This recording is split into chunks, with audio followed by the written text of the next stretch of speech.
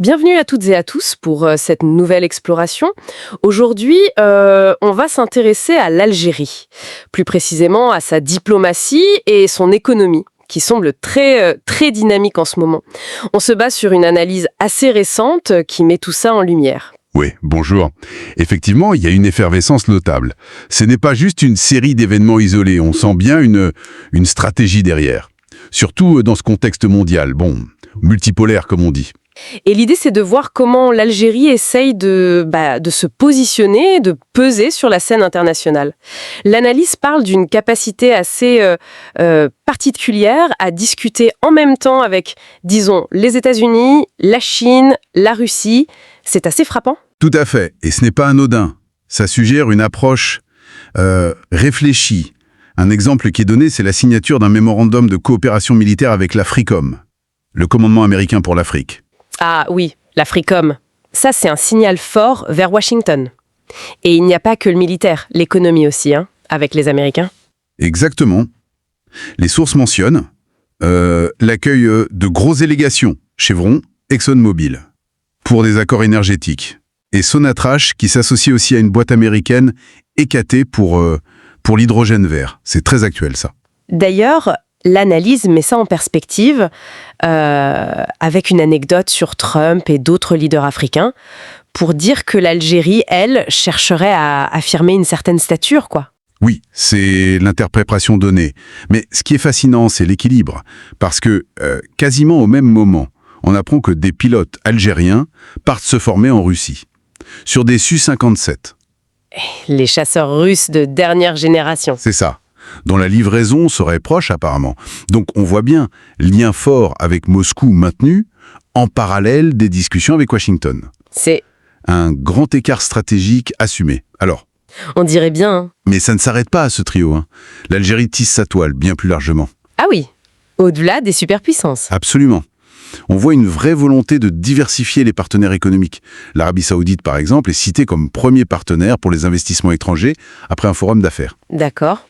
Et il y a aussi l'histoire des BRICS. Oui. L'Algérie a souscrit des actions dans la Banque des BRICS. Ce groupe avec le Brésil, la Russie, l'Inde, la Chine, l'Afrique du Sud. C'est un signal, ça aussi. Une volonté de regarder vers d'autres pôles financiers, moins occidentaux peut-être. Et la Chine, justement. Il y a cet accord qualifié d'historique avec le groupe Océano. C'est quoi exactement ? Alors ça, c'est potentiellement très important. L'accord prévoit la suppression totale des droits de douane pour les produits algériens exportés en Chine. Ah oui, carrément. Suppression totale. Oui, et ça pourrait vouloir dire une réorientation pour les exportations algériennes, hors hydrocarbures, moins vers l'Europe, plus vers l'Asie. Un pivot assez net, en fait. C'est une diversification très concrète. Donc cette stratégie de diversification, elle est vraiment tous azimuts. Pas seulement USA, Russie, Chine. Tout à fait. Vous regardez l'Europe. Les liens restent très forts. L'Italie, avec Eni, considère l'Algérie comme son plus grand marché étranger. Et avec le Royaume-Uni ? Là, on parle de développer des industries de défense ensemble et de soutenir les start-up algériennes. C'est un autre axe. Et même la Suisse, accord de coopération policière, basé sur des valeurs communes de neutralité, selon la source. La neutralité, ça revient souvent comme idée. C'est une posture revendiquée, oui. Un non-alignement actif. C'est-à-dire, on parle avec tout le monde, on coopère avec tout le monde, mais sans s'enfermer dans un camp, pour garder son autonomie. C'est l'idée. Et cette logique, on la retrouve vers le sud et vers l'Asie aussi. Clairement, l'ancrage africain est très présent. Des investissements sont mentionnés, et puis Alger va accueillir le Salon africain du commerce en 2025, et puis il y a eu cette tournée en Asie du Sud-Est, Singapour, Malaisie, avec à la clé la signature du traité d'amitié avec l'ASEAN, l'Association des Nations d'Asie du Sud-Est. C'est énorme, potentiellement. L'ASEAN, oui, c'est un bloc économique majeur. Exactement. La source note même l'influence d'un penseur algérien, Malek Ben Nabi, dans cette région. C'est intéressant. Il ne faut pas oublier le Japon ou même l'Amérique latine via le Venezuela. Et le dialogue continue avec l'UE aussi. Bon, si on essaie de résumer un peu tout ça, l'analyse nous montre une Algérie hyperactive sur la scène mondiale, qui essaye de construire un réseau complexe de partenaires. Économique, énergétique, stratégique. Partout, l'objectif, ce serait de renforcer sa souveraineté, son poids, dans un monde qui change très vite. Exactement. C'est bien ça. Et ça nous amène à la question de fond pour l'avenir. toute cette activité, c'est une chose. Mais quelle sera au final la nature et la portée réelle de cette influence que l'Algérie cherche à construire? Est-ce que ce sera durable? Et surtout, qu'est-ce que ça implique concrètement pour la Méditerranée, pour l'Afrique et pour tous ses partenaires dans ce monde en pleine reconfiguration? Voilà la question. Et notre discussion, elle s'appuie sur une analyse assez spécifique qui décrit justement cette stratégie algérienne. L'objectif, c'est de décortiquer un peu comment l'Algérie essaye de s'imposer comme un acteur souverain, pleinement. Tout à fait. Et peut-être même plus. Jouer un rôle d'intermédiaire entre les grands blocs. Voilà. Et ce qui est assez frappant, et c'est un peu notre point de départ, c'est cette idée que, l'Algérie ne suivrait plus simplement. Ah non! Elle chercherait activement à influencer les règles du jeu international. C'est ambitieux, non? C'est exactement ça. Et l'analyse situe cette démarche dans un contexte bien précis. Elle parle de recomposition accélérée des équilibres mondiaux. D'accord. Et face à ça, l'Algérie viserait rien de moins qu'un leadership géoéconomique souverain. Géoéconomique et souverain, c'est fort comme terme. Oui, c'est une ambition forte. Ça veut dire peser économiquement, bien sûr, mais tout en gardant une liberté politique totale. C'est pas juste l'économie, c'est vraiment l'indépendance. Et alors, comment l'analyse dit qu'elle compte s'y prendre? Elle parle de...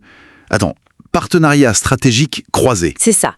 L'idée, c'est de tisser des liens en même temps avec des acteurs majeurs. Même s'ils ne sont pas toujours d'accord entre eux. Exactement. On parle des États-Unis, de la Chine, de la Russie. Donc les très grands. Oui. Et sans oublier des ensembles comme les BRICS ou même l'ASEAN. C'est présenté comme la base d'un nouveau modèle diplomatique. Ça a l'air compliqué quand même. À gérer au quotidien, non? Maintenir tout ça en équilibre? Ah oui, extrêmement complexe. L'analyse utilise une autre expression, stratégie de convergence intelligente. Convergence intelligente? Qu'est-ce que ça veut dire concrètement? L'idée, c'est de réussir à bâtir des ponts, en fait. Coopérer avec différents pôles. Qui sont parfois concurrents. Oui, parfois carrément concurrents, sans jamais s'aligner complètement sur l'un d'eux. C'est un peu comme un équilibriste, Oui, je vois l'image. Voilà, le but, c'est pas de choisir un camp. C'est de maximiser sa propre marge de manœuvre, son autonomie stratégique, comme dit l'analyste. Donc, être un partenaire pour beaucoup. Mais l'allié exclusif de personne, c'est ça. Cet équilibrisme, cette quête d'autonomie, c'est vraiment le cœur du sujet alors. Tout à fait. D'ailleurs, l'analyse, elle conclut de manière assez percutante là-dessus. Je cite, « L'Algérie ne suit plus les puissances. Elle redéfinit les règles du jeu. » C'est une affirmation très forte, effectivement. Oui. Est-ce que l'analyse explique ce qui rendrait ça possible? Quels sont les leviers? Oui, elle pointe deux piliers essentiels. D'un côté, ce qu'elle appelle une diplomatie économique audacieuse. C'est-à-dire? Aller chercher des investissements, diversifier. Oui, probablement. Utiliser ses atouts comme l'énergie, sa position géographique, pour attirer différents partenaires. Et de l'autre côté, et c'est crucial, une stabilité politique interne renforcée. Ah, la stabilité interne. Pour viser quoi, au final, L'objectif affiché serait de devenir un acteur central du monde multipolaire à venir. Rien que ça. Bon, alors, si on essaye de résumer l'idée force de cette analyse, l'Algérie voudrait naviguer dans ce nouveau désordre mondial, on peut dire, Oui, c'est un peu ça. en menant une politique étrangère très indépendante, tout azimut, pour augmenter son influence, son poids. C'est une sorte de non-alignement 2.0, plus actif, plus technologique. C'est une bonne façon de le formuler, oui. Un non-alignement revisité. Et si on prend un peu de hauteur? Ce que décrit cette analyse pour l'Algérie, ça résonne avec ce qu'on voit ailleurs, non? D'autres puissances qu'on dit moyennes ou régionales. Oui, qui cherchent leur place. Exactement.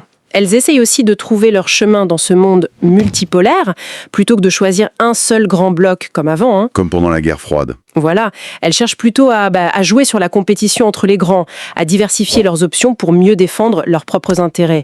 C'est une tendance de fond, je crois. Très intéressant. Et ça nous amène peut-être à une question pour aller plus loin dans la réflexion. Oui. L'analyse insiste sur ces partenariats très diversifiés, Washington, Moscou, Pékin. Concrètement, comment un pays comme l'Algérie peut gérer ça sur le long terme? Gérer les tensions inévitables, vous voulez dire? Oui, exactement. Quels sont les risques? Le risque de se retrouver un peu pris entre deux feux. Et à l'inverse, quelles opportunités uniques cette position un peu centrale pourrait offrir si elle est bien maîtrisée? Maintenir cet équilibre délicat. Ce sera sans doute le défi majeur pour les années à venir. Très probablement.